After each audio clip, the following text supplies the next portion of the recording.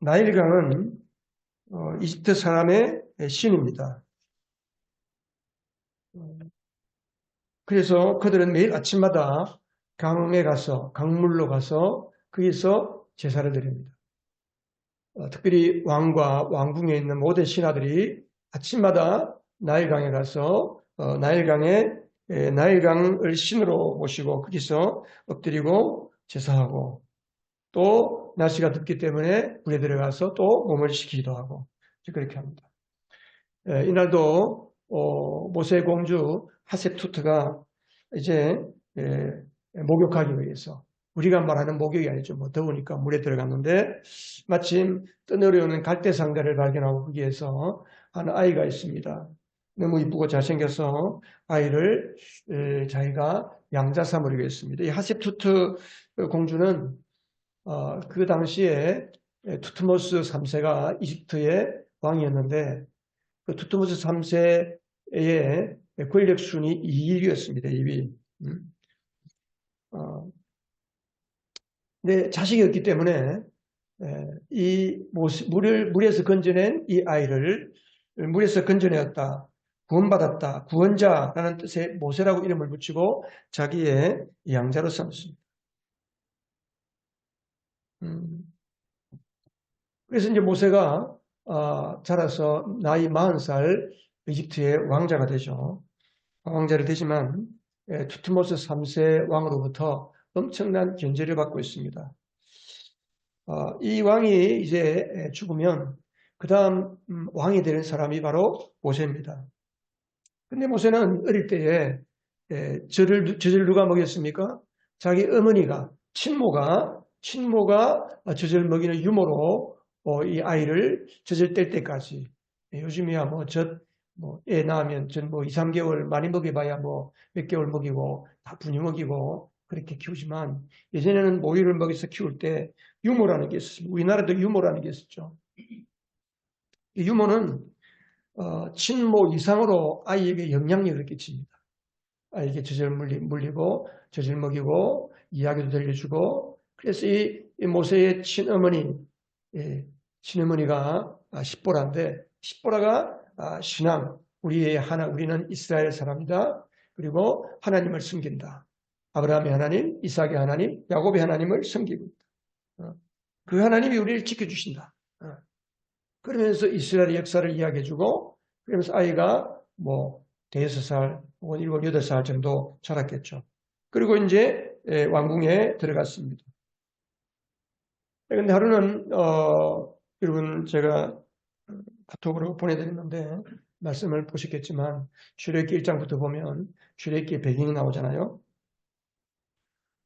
노예살이하는 이스라엘 사람이 그 이집트 사람에게 채찍질을 당하고 매를 맞고 있는 것을 보고 화가 나서 이집트 사람을 쳐서 죽였습니다. 아무도 없는 줄 알고 죽였는데 모래에 파묻었는데 그게 누군가가 보고 있었던 거예요.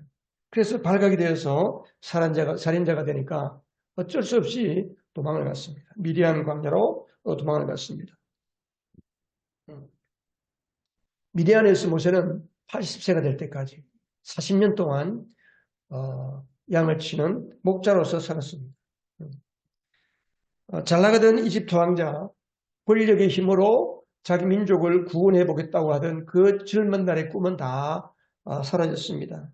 이제는 이집트 말도 잘 할 수가 없습니다. 80 노인이 되었습니다. 아무것도 할 수 없습니다. 오로지 양을 돌보는 목자일 뿐입니다.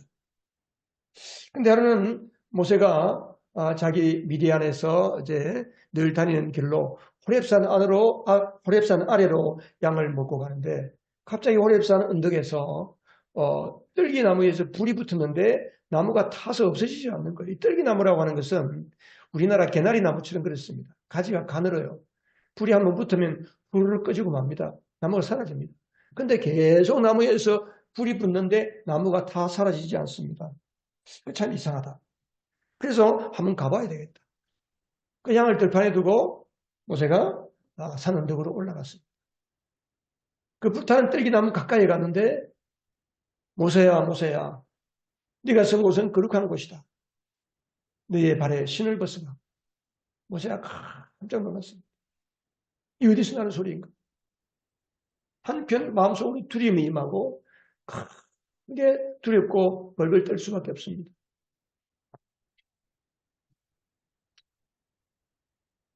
하나님께서 나는 스스로 있는 자다.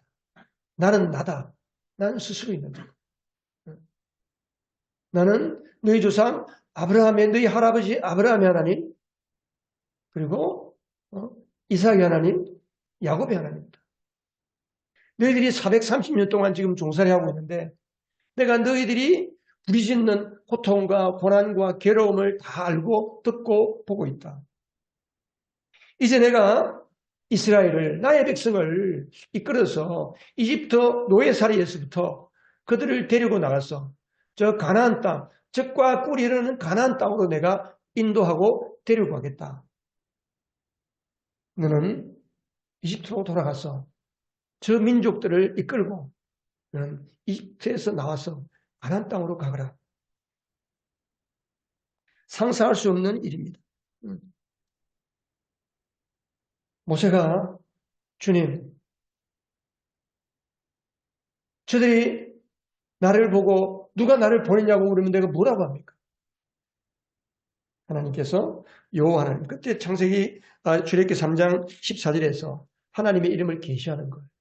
나는 누구다. 나는 나다. 나는 여호와다. 그들이 이때까지 하나님을 여호와로 부르지 않았습니다. 그냥 자기들의 조상, 자기들의 할아버지, 자기들의 조상이 섬기는 하나님 정도로 알았습니다. 그리고 자기들을 보호하는 수호신 정도로 알았습니다. 하나님께서 모세에게 모세 80에서부터 120세까지 그들을 모세가 인도하는 동안에 하나님이 계시해 주셔서 창세기부터 출애굽기, 레위기, 민수기, 신명기 5권의 책을 하나님이 계시해 주시는 거예요. 창조주 하나님 어떻게 천지 만물을 창조하셨고 어떻게 이스라엘 물론 그들이 구전으로 전해 내려오는 아브라함의 이야기, 이삭의 이야기, 야곱의 이야기를 다 들었습니다. 요셉의 이야기도 다 듣고 있습니다.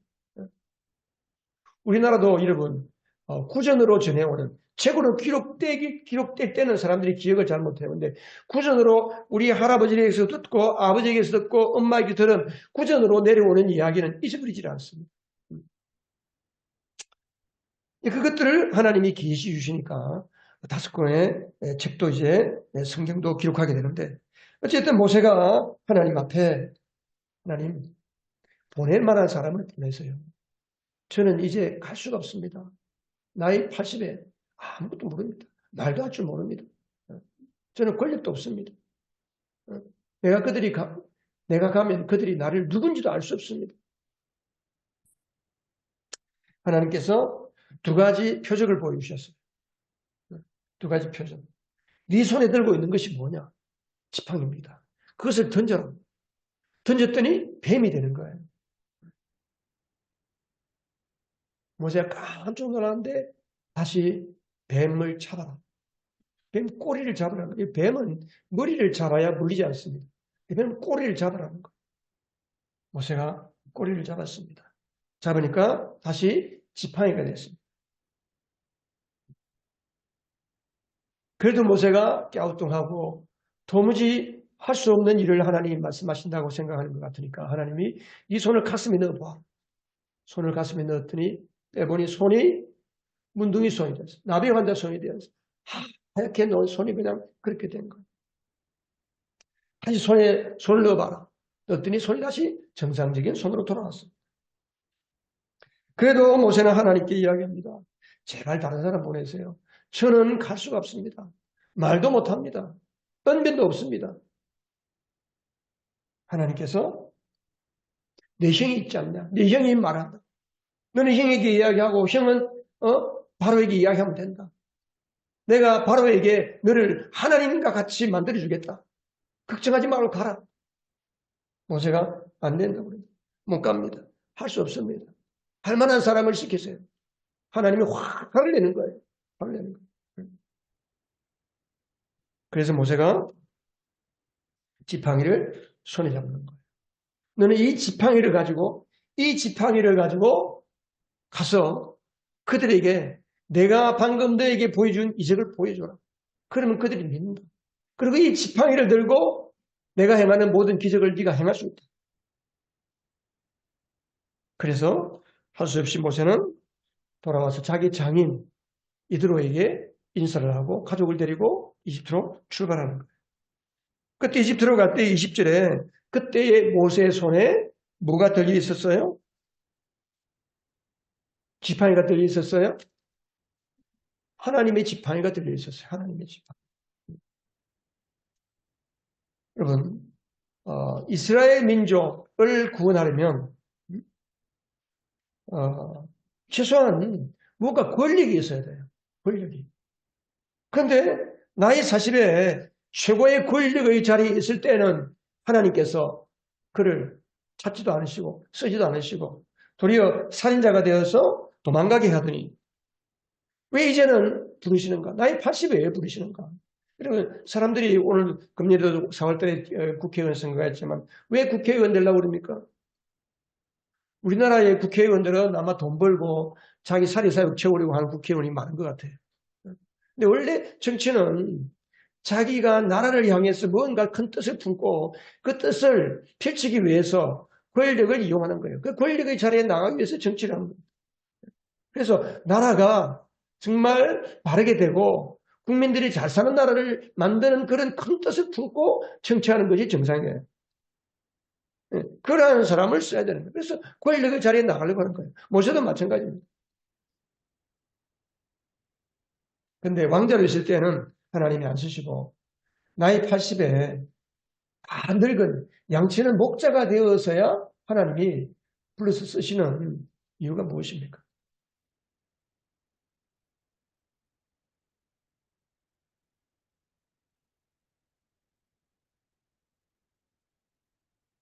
여러분을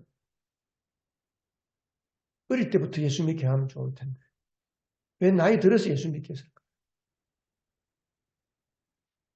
나이 들어서 할 것도 없고 뭐 아무런 뭔가 할 수 없는 이 나이에 불러서 하나님 뭐 하겠습니까? 뭐 그렇게 할 수도 있겠죠. 근데 사람이 보는 것과 전능하신 하나님이 보시는 것은 다릅니다. 우리는 하나님이 하시려는 것을 다 이해할 수 없습니다. 사람들은 하나님을 이해하지 못하기 때문에 하나님이 없다라고 말합니다. 그것처럼 어리석은 사람이 없습니다. 하나님을 다 이해할 수 있고 하나님을 다 알 수 있다면 그것은 더 이상 그분은 하나님이 아닙니다. 여러분. 어떻게 사람이 하나님을 다 이해할 수 있어요? 여러분도 여러분을 다 이해하십니까, 여러분? 여러분 이해하고 계세요? 여러분이 누군지 알고 계세요? 나도 누군지는 모르는데 어떻게 우리가 하나님을 알 수 있어요? 하나님이 하시는 것을 우리가 다 이해할 수 없어요. 하나님이 부르시면 순종하면 그게 제일 축복이에요. 근데 순종을 안 하거든. 왜 하나님이 모세를 40년 동안 저 미디안 광야에서 썩게 만들었을까요? 잘 나갈 때는 그때 안 쓰시고 왜 푹 썩이시냐 이 말이에요. 40년 동안. 그 잘난 인생의 황금기를 모세가 120세에 세상을 떠났거든요. 그 120세라면 오늘날로 치면 뭐 절반이면 우리 그때는 나이들이 다 오래 살았으니까 지금으로 말하면 뭐 60? 사도 바울도 60 조금 넘어서 죽었으니까 어쨌든 인생의 3분의 1 오늘날 우리가 90평생 예를 들어 90으로 잡아도 요즘 90세까지 사는 분들이 많으니까 90세까지 살아도 30에서 60까지는 한창 사회활동을 할 시간이다. 그 시간에 우리를 불러서 하나님의 일도 하고 교회 충성하기도 하고 이렇게 했으면 얼마나 좋을까요? 근데 하나님이 60의 나이에 사람을 불렀다는 이야기. 60에서 90세까지 불렀다는 이야기. 모세가 120세에 세상을 떠날 때에도 그게 기력이 쇠하지 않았어요. 눈이 멀지 않았습니다. 짱짱하고 활발하고 무슨 일이든 할 수 있는 그 때에 짱짱한 그 왕성한 그 때에 하나님이 그냥 데려가신 거예요. 병들어 죽은 게 아니고 골골하다가 죽은 게 아니고 요양병을 가 있다 죽은 게 아니고 하나님 일을 하다가 어느 날 하나님 이제는 네 사명이 끝났구나. 여러분 사람이 오늘 내가 주보에도 앞에 우리 주보 1면에다가 했잖아요. 사람이 꿈이 있는 사람은 항상 젊게 삽니다. 꿈이 없기 때문에 사람이 늙는 거예요. 저도 얼굴을 보면 작년의 얼굴하고 오늘의 얼굴이 달라요. 사람이 근심이 오고 걱정이 오고 여러 가지 어려운 상황 가운데 처하면 팍팍 늙는 것 같아요. 팍팍. 근데 꿈이 있으면 육체적으로 늙을지 몰라도 꿈이 있는 사람은 젊게 삽니다. 꿈이 없기 때문에 사람이 늙게 되고 사명이 끝나는 사람은 죽는 거예요. 늙어서 죽는 게 아닙니다, 여러분. 사명이 있기 때문에 죽는 거예요. 어쨌든 하나님이 모세를 이렇게 40년 동안 정말 어려운 시간, 고통을 넘어서 비참한 40년, 정말 견디기 어려운 시간, 그 40년, 완전한 실패자의 삶을 사는 쓰라린 시간을 모세가 미디안 광야에서 보내고 있었습니다. 여기에 고통을 허락하시는 하나님의 이유를 우리가 알아야 합니다. 왜 하나님께서 모세를 혹은 우리를 내가 괜찮을 때는 안 쓰시고 안 부르시고 병들고 나이 많고 아무 할 수가 없다고 하는 그 때에 하나님이 우리를 불러서 이렇게 하나님이 우리를 쓰시려고 하는 거예요. 자꾸 하나님께서 우리에게 부담을 주시는 거예요. 쉽게 말하면. 여러분 하나님이 내가 너를 불러서 쓸게 그렇게 말합니까? 아니거든요. 말씀을 들을 때에 부담이 생기고 하나님의 말씀 앞에 내가 이렇게 해야 되나? 이걸 순종해야 되나? 이런 생각이 들어오는 거예요.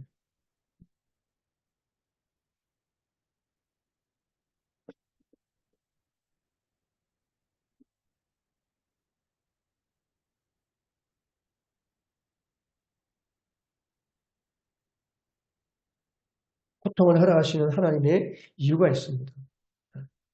우리를 비참한 자리에 버려두시는 이유가 있습니다. 하나님이 못 본 척하는 이유가 있습니다. 사도 바울은 고린도후서 11장 8절로 9절에 보면 1장 8절로 9절에 보면 11장에 우리는 이미 죽음을 선고받은 몸이라고 느꼈습니다. 그렇게 된 것은 우리 자신을 의지하지 않고 죽은 사람을 살리시는 하나님을 의지하게 하기 위해서입니다. 라고 바울이 이야기했어요. 하나님이 왜 우리를 고통의 자리, 비참한 자리에 그냥 못 본 척하고 내버려 두신 것 같을까요?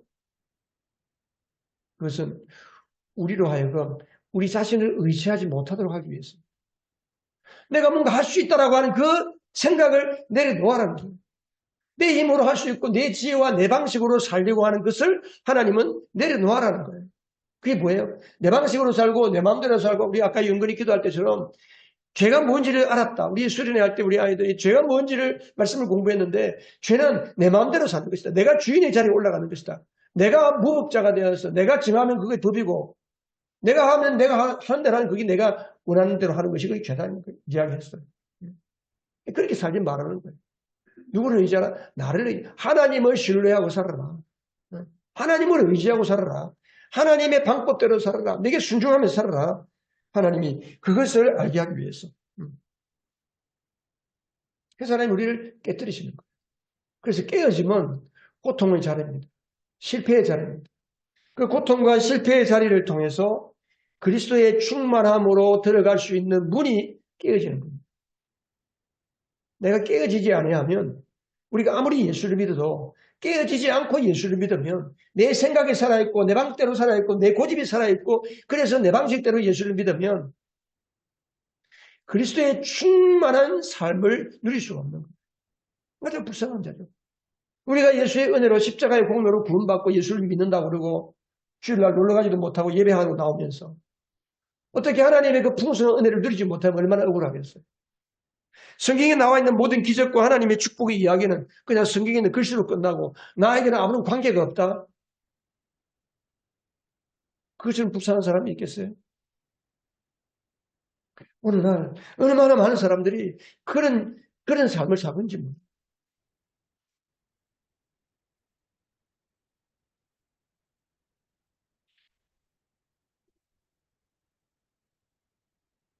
여러분, 우리가 깨져야 하는 이유가 뭘까요? 하나님은 지금 모세를 깨뜨리시는 거예요. 40년 동안에. 얼마나 힘들었겠어요. 40년 동안. 예.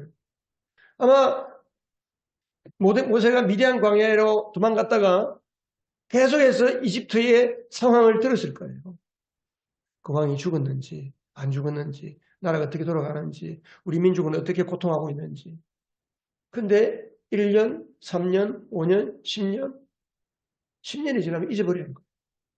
20년? 그럼 이제 뭐 알아볼 필요도 없어요. 30년, 40년 까마득한 옛날 이야기예요. 까마득한 옛날 이야기. 근데 하나님이 모세를 이렇게 깨뜨리신 이유가 뭘까? 여러분, 하나님을 안 믿는 사람들은 물론 말할 것도 없지만 예수를 믿는 사람들도 범하기 쉬운 신앙생활 하면서도 하나님을 의지하고 예수님을 믿는다고 하는 사람들도 범하기 쉬운 가장 쉬운 실수가 뭔지 아세요? 자꾸만 하나님이 없이 내 필요를 내가 채우려고 하는 거예요. 하나님이 아닌 방법, 내 방법으로 내가 살아오던 방법으로 내 인생을 내가 스스로 책임지려고 하는 것. 이것이 우리가 삶을 살아갈 때, 신앙생활할 때 가장 범하기 쉬운 실수입니다. 이걸 가리켜서 육체의 삶을, 육체적인 삶, 육체를 신뢰하는 거예요. 그래서 내가 내 방법으로 뭔가를 자꾸 해보려고 하다가 안 되면 또 더 나은 방법을 찾게 되고 더 많은 연구를 하게 되고 전략과 계획을 세우고 더 큰 목표를 세우고 그래서 자기 나름대로의 방법을 계속해서 개발해 나갑니다. 더 노력해라. 더 열심히 해야지. 더 성실하게 해야지. 더 구체적으로 목표를 세워야지.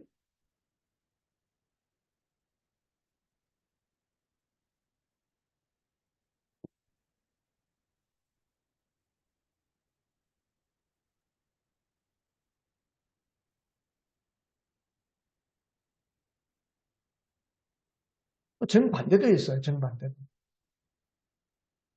자기를 의지하고 자기를 신뢰하는 정반대의 방법이 뭐냐면 해도 안 되니까 모르겠다. 나는 이제 될 대로 되라. 될 대로 되라. 뭐 희망도 다 잃어버리고 아무것도 할 수 없으니까 그냥 뭐 아무것도 할 수 없는 거예요. 그러니까 그것은 무능한 자신을 의지하는 거예요. 조금만큼이라도 가능성이 있으면 그 가능성을 붙잡고 나가는 것이 자기를 의지하는 것인 반면에 아무것도 할 수 없고 나는 더 이상 아무것도 못하겠구나. 스스로 포기하고 낙심하고 절망하고 아무것도 못하겠다고 그냥 두 손 두 발 다 들어버리는 거예요. 이것도 자기를 의지하는 거예요. 하나님은 우리를 자꾸 깨어지는 자리로 인도하실까요?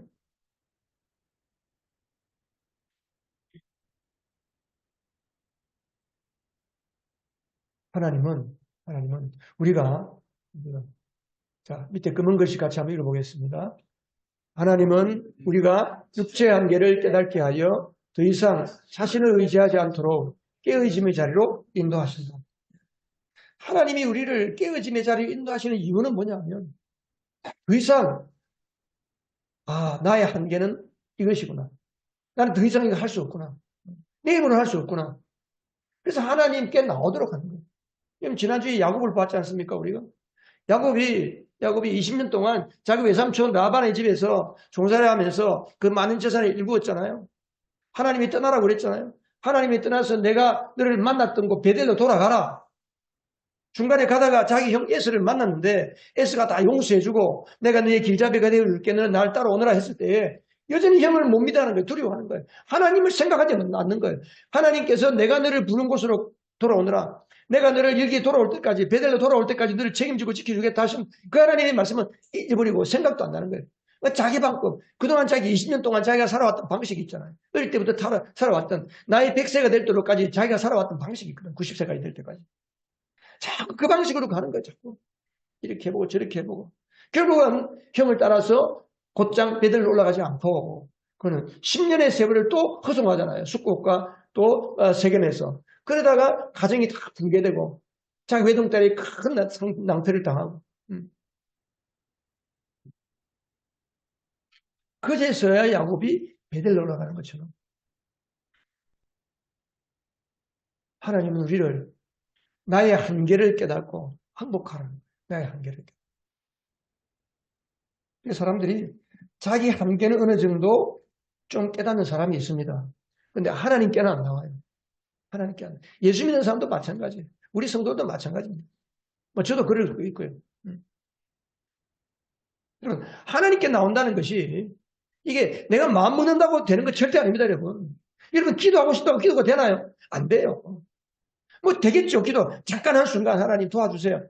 그건 그냥 하나님께 대해서 그냥 잠깐 이야기하는 거지 기도가 아니에요. 기도의 자리에 나와서 30분이고 1시간이고 규칙적으로 매일 내가 어떤 때는 또 절대로 작정을 하고 하나님 앞에 나와 하나님의 은혜를 구하고 살려달라고 매달리고 기도하는 것은 이게 아무나 되는 게 아니거든요.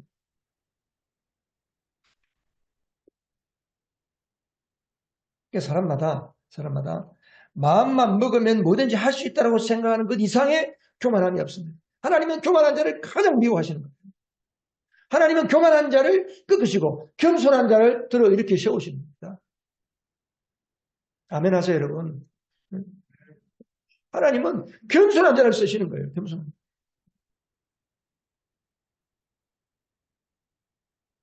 얼마나 우리가 고집이 센 줄 아세요? 고집이 없는 사람들은 다 고집이 너무 세요, 고집이. 내가 뭐 살아보니까요. 저도 마찬가지고 사람들이 고집이 너무 세요. 목사가 아무리 말해도 안 들어요.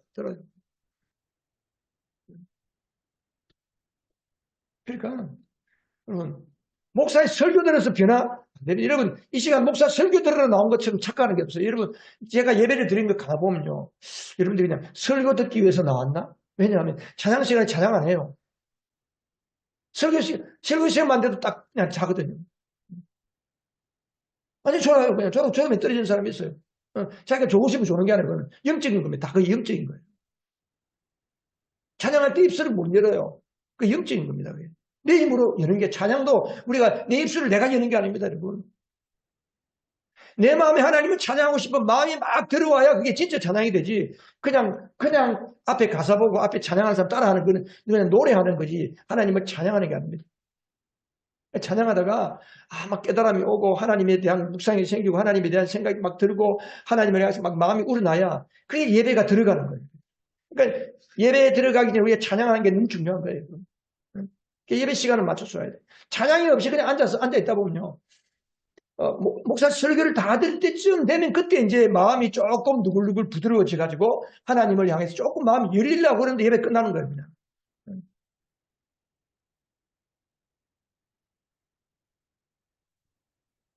우리가 사람마다 자기 나름대로의 고집이 센 이유가 뭡니까?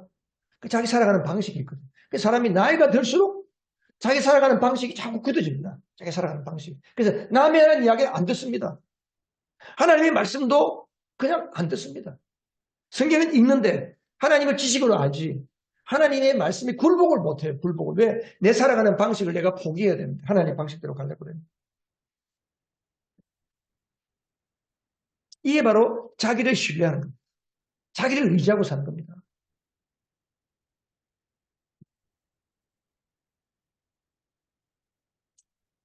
그런데 나이 80이 된 모세는 더 이상 자기를 의지할 수 없다는 겁니다.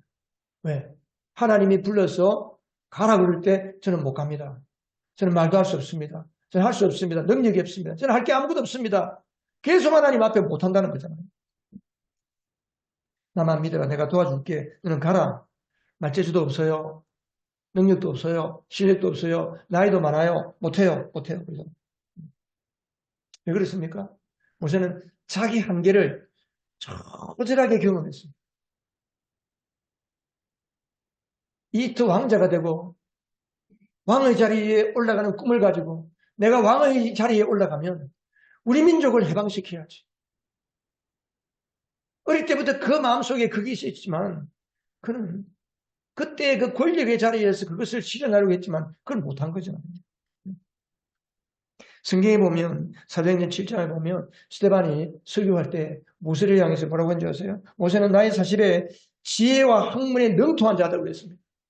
무술에 능하고 학문에 능하고 지혜에 능하고 은변에 능하고 모든 것에 통달하고 능했습니다. 여러분 한 나라에 그것도 제국에 그 당대 이집트 제국은 엄청나게 큰 나라예요. 세계를 다스리는 나라잖아요. 그 제국의 왕자가 바로가 된다는 것은 어마어마한 거예요. 조그만 우리나라도 옛날에 조선시대 보면 왕자가 태어나면 왕자 공부를 시키잖아요. 스승을 두고 가지고. 왕자, 어릴 때부터, 5살, 6살, 어릴 때부터 왕자 교육을 시킵니다. 그림 그리기서부터 하고, 모든 것, 왕으로서 자질을 훈련시켜줘요. 이게 이제 왕이거든, 왕자거든. 근데 그때 자기 힘으로 나라를 구해보려고 하는 것은 물거품이 되고, 이제는 다 아무것도 못한다. 여러분, 모세가 얼마나 비참했을까요? 얼마나 절망했을까요? 여러분, 사람이 살다 보면 나이가 들수록 후회가 많아지는 겁니다. 아, 내가 그때 그렇게만 했어도 될걸. 내가 왜 그렇게 했지? 내가 왜 그렇게 살았을까? 내가 조금 일찍 예수를 믿고 내가 조금 더 순종했으면 좋았을걸.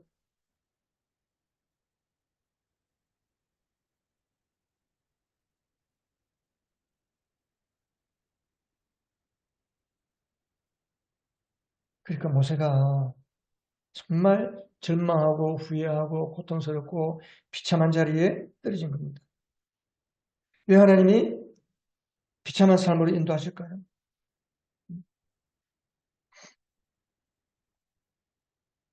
우리를 하나님이 비참한 삶으로 떨어뜨리는 것은 육체의 우월감을 깨뜨리시는 거예요.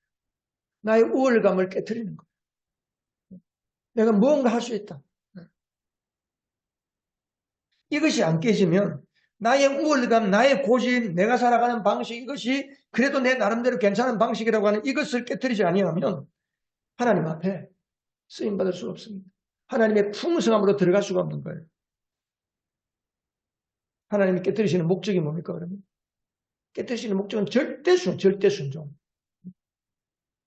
모세가 20절에 보면 우리가 읽었던 것처럼 모세가 호렙산으로 갈 때에 그의 손에 하나님의 지팡이를 들고 있었다. 이전까지는 그냥 양을 치는 목자의 지팡이였어요. 목자의 지팡이. 목자의 지팡이인데 그 목자의 지팡이가 이제는 그의 손에 하나님의 지팡이를 들었다. 하나님의 지팡이.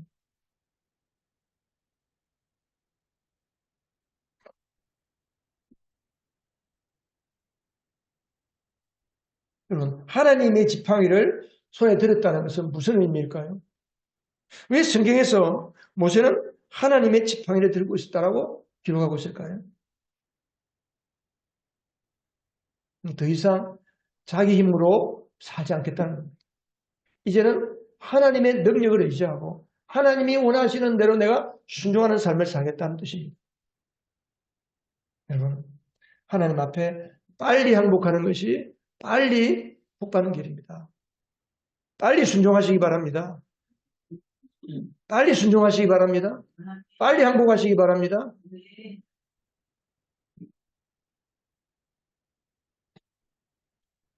가정생활에도 빨리 항복하시고 물질생활도 빨리 항복하시고 여러분 직장생활도 그렇고 개인도 그렇고 여러분 많은 삶의 분야에서 하나님께 빨리 항복하고 절대 순종하는 자리로 들어갈 때에 그만큼 하나님의 은혜와 사랑을 우리가 누리는 겁니다. 모세는 3분의 1, 40년 동안은 왕궁에서 화려한 삶을 살았습니다. 그리고 그 다음 40년 동안은 비참한 삶을 살았어요. 그 다음 마지막 40년은 어떻게 살았어요? 마지막 40년의 모세의 삶은 기적의 삶, 은혜의 삶, 승리의 삶이었습니다. 여러분, 여러분의 남은 인생이 기적의 삶, 승리의 삶이 되시기를 축복합니다. 한번 따라하세요. 나의 남은 인생이 승리의 삶, 기적의 삶 되길 원합니다. 그렇게 하려면 어떻게 해야 돼요? 절대 항복하는 거예요. 빨리 순종하는 거예요, 여러분.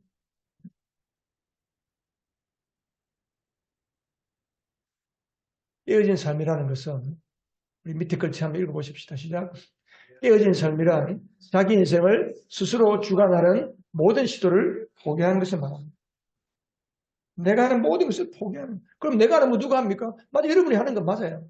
근데 내가 내 의도와 내 동기를 가지고 내 방법으로 가지고 하는 것을 포기하고 내가 행하지만 나를 움직이시는 분은 누가 되어야 되는 거예요? 하나님의 말씀이 되어야 되는 거예요. 나를 움직이시는 건 하나님이 되어야 되고 나를 움직이는 생각은 하나님의 말씀이 되어야 그때 비로소 우리는 우리를 포기하는 겁니다.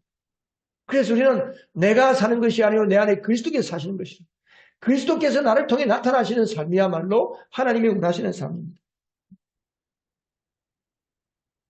하나님께 이제는 절대로 내가 잔꾀 부리지 않겠습니다. 또 하나님 잠깐만요. 하나님 또 잠깐만요 하고 더 이상 늦추지 않겠습니다. 우리가 하나님께 내가 하는 모든 시도를 내려놓을 때 하나님은 하나님의 영광을 위해서 우리의 유익을 위해서 하나님이 우리 앞에서 일하시기 시작하는 겁니다. 모세가 나이가 80, 더 이상 자기 힘으로 할 수 있다는 것을 자기 힘으로 할 수 있다는 것이 아무것도 없다는 것을 알았을 때에 그때 하나님이 찾아오신 거예요. 그때. 그러니까 나이 80이 가장 하나님의 쓰시기에 합당한 겁니다. 여러분, 지팡이가 뭡니까? 지팡이가 뭐 일을 합니까? 아니거든요. 지팡이가 누구 손에 잡혔느냐에 따라서 일을 하는 거예요. 여러분, 칼, 요즘 뭐 의사들이 뭐 데모하고 난리지만 그 의사가 수술하는 칼, 그 예리한 칼, 응? 그 칼을 누가 잡느냐 이거예요. 그 칼을 3살, 4살 아이가 잡으면 자기도 찔리고 남도 찔리는 거예요. 그 칼을 강도의 손에 잡으면 다른 사람을 죽이는 칼이 되는 거예요. 그 칼을 의사가 잡으면 사람을 살리는 칼이 되는 거예요. 요즘 의사들은 돈 버는 게 목적이니까 자기 돈이 위협을 하고 자기가 갖고 있는 어떤 특권을 놓쳐버릴 것 같으니까 지금 이상하게 됐지만 하나님께서 모세에게 지팡이를 잡아라. 네가 잡았지만 하나님의 손에 하나님의 지팡이, 하나님이 그 지팡이를 들었으는 거예요. 그래서 모세가 이스라엘 백성들을 데리고 나갔을 때 앞에 홍해가 가로막혔을 때 모세가 하나님께 기도합니다. 하나님께 부르짖습니다. 너는 왜 부르짖느냐? 내게 왜 부르짖느냐? 너의 손에 들려있는 지팡이를 저 바다를 향해 가르쳐라. 그 지팡이를 홍해를 향해 가르칠 때에 홍해가 갈라지는 거예요. 지팡이를 들어서 바위를 치라. 반석을 칠 때에, 바위를 칠 때에 바위가 쪼개지고 바위에서 물이 나오는 겁니다.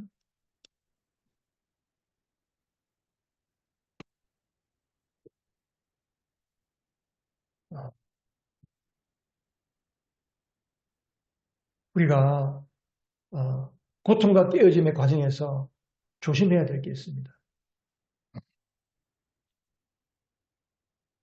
고통과 깨어짐의 속에서 속지 말아야 할 것이 있습니다.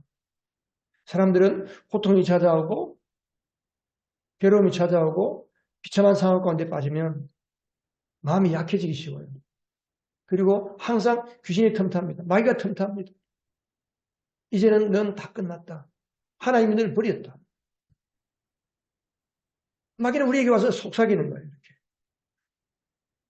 하나님이 버린 증거라고 마귀는 속삭이는. 이 말에 속아 넘어가는 사람은 못 일어서는 거예요. 우리가 기도를 왜 해야 되느냐? 왜 깨어 있어야 되느냐? 어떤 경우에도 깨어 있어야 하는 이유가, 고통 속에도 깨어 있어야 하는 이유가 마귀에게 넘어가면 안 되기 때문에. 우리는 약해지고 마음이 약해지고 몸이 약해지고 환경이 어려워지면 우리의 귀는 사람의 말에 자꾸 귀를 기울이게 되고 세상 사람들이 가는 쪽으로 자꾸 가려고 하고 그렇게 되는 거예요. 마귀의 음성에 자꾸 귀를 열어주는 거예요. 우리는 속아 넘어가면 안 돼요. 마귀에게 속아 넘어가면 그냥 실패로 끝나는 거예요. 실패. 여러분, 깨어짐과 실패의 차이가 뭔지 아세요? 깨어짐과 실패의 차이는 깨어짐은 실패를 통해서 하나님께 회개하고 순종으로 돌아오는 것이 깨어짐이고 실패는 그냥 실패로 끝나는 거예요. 또 그다음 또 앞으로 나가면 또 실패하는 거예요. 자기 방식으로 돌아가는 게 실패입니다. 깨어짐의 증거가 뭘까? 내가 깨어졌는지 안 깨어졌는지 알 수 있는 게 있습니다. 그게 뭘까요? 그게 뭘 것 같아요, 여러분? 내가 깨어졌는지 안 깨어졌는지 여전히 나를 의지하려고 하는지 그 증거가 뭡니까? 그 기도예요, 기도. 비참함의 자리에서 절대 순종으로 돌아서는 사람은 기도하는 겁니다. 모세는 기도했습니다.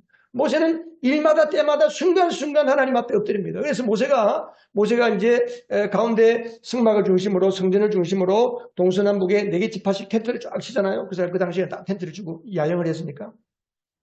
근데 모세가 그 진영 저 끝쪽에 또 하나의 텐트를 만들어 놓고 자기 혼자만 들어가서 기도하는 기도의 방이 따로 있었어요. 늘 모세는 거기에서 기도했습니다. 하나님 앞에 기도했어요. 일마다 때마다 기도하는 거예요.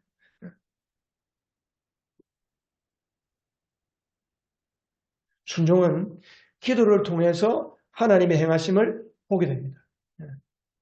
기도하지 않는 순종은 어떻게 돼요? 지적인 동의로 끝나는 거예요. 기도하지 않고 우리 말씀드릴 때 아멘, 성경 읽을 때 좋아서 아멘 내가 이렇게 사겠습니다. 그리고 기도 안 하잖아요. 그러면 머리로만 순종하고 마는 거예요. 머리로만 그냥 그렇게 하면 되겠구나. 내가 이렇게 해야지. 그래서 항상 많은 사람들이 결심만 하고 끝나는 거예요. 말씀드릴 때 결심만 하고 끝나는 거예요. 결단만 하고 끝나는 거예요. 우리가 그래서 기도 훈련을 좀 해야 돼. 기도. 우리에게 가장 약한 게 기도 훈련이에요. 기도 훈련. 그래서 이 사순절 특별 기도를 하는 거예요. 사순절. 사순절은 이미 20일이잖아요. 반이 지나갔어요. 반이 지나고 이제 한 20일 남았는데, 한 3주간 남았는데, 이 3주간 동안. 그 아침 시간, 저녁 시간, 2번의 시간 동안에 같이 나와서 기도하는 거예요. 일주일에 3번 작정하세요, 여러분. 20일 동안 하나님 앞에 나와서 여러분 기도할 제목 얼마나 많아요? 많지 않아요? 그래서 내가 나올 수 있는 시간대를 동그라미 치고 나와서 2사람이든 3사람이든 그 나와서 함께 기도의 제목을 가지고 기도하는 거예요. 다음 주일 오후에 우리 직원 기도회 전 오후에 기도회를 시작을 통해서 이제 기도회를 할 거예요. 다음 주에 내가 오늘 뒤에 보면 기도 카드가 있긴 한데 다음 주에 기도 카드 다 드릴 거예요. 여러분이 기도 제목이 뭔지 기도 하나의 제목마다 한 장의 카드를 써서 내면 그걸 가지고 정리를 해가지고 모인 사람들끼리 함께 합심해서 기도하는 거예요. 여러분. 교회는 나의 말할 수 없는 아픔과 말할 수 없는 비밀스러운 기도가 같이 이루는 기도, 2사람이 같이 합심해서 기도하는 그 기도가 교회의 능력입니다. 그래서 하나님이 예수님께서 교회에게 천국의 열쇠를 주신 것이 뭡니까? 합심하여 기도하는 거예요.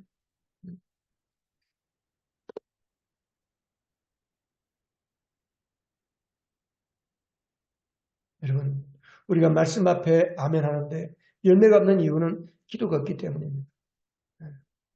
왜 축복이 없습니까? 기도의 자리에서 하나님께 손을 내밀지 않아서 그래요. 예수님께서 가장 제자들에게 강조한 게 뭐예요? 기도하는 거예요. 구하고 찾고 두드리라. 기도하라는 거예요. 예수님 몸소 기도의 삶을 본으로 보여주셨습니다.